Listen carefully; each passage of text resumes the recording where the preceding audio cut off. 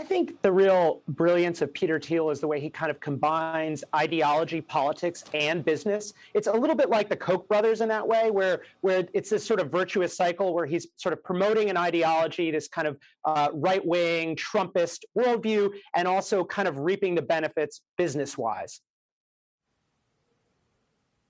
I'm really interested, Max, in Thiel's relationship with Mark Zuckerberg and how he, as a longtime board member at Facebook, perhaps influenced Zuckerberg or how things played out between them, especially when it came to President Trump.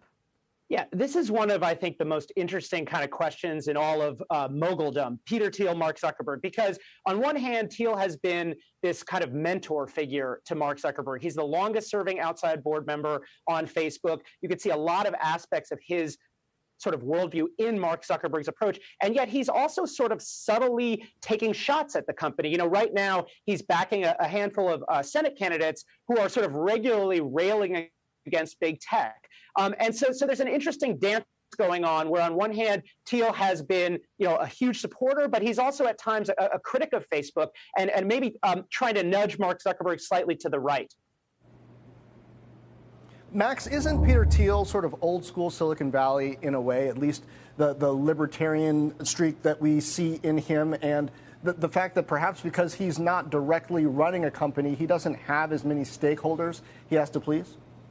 Yeah, absolutely. There is this, as you say, this long tradition of kind of libertarian values in Silicon Valley. But of course, I think it's something a little different than that with Thiel, because Trump does not seem like a Silicon Valley candidate. These guys who are going out there kind of railing against big tech, that is not necessarily a libertarian position. So I think it's a little bit more complicated than that. He definitely wants lower taxes. He definitely wants a lighter regulatory hand in some areas. But he's also, these guys he's supporting are also talking about antitrust, talking about breaking up big tech and talking almost like nationalists. So that's a bit of a difference. And I think it's a reason why it's worth paying super close attention to this guy.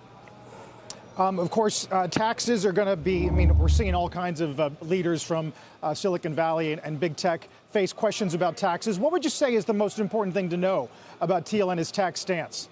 So Thiel has, as I report in the book, and it was reported by ProPublica as well, has squirreled away billions of dollars, $5 billion in a Roth IRA. Now, Roths are sort of a retirement account made for basically middle-class, lower middle-class people. Thiel used a very aggressive approach there.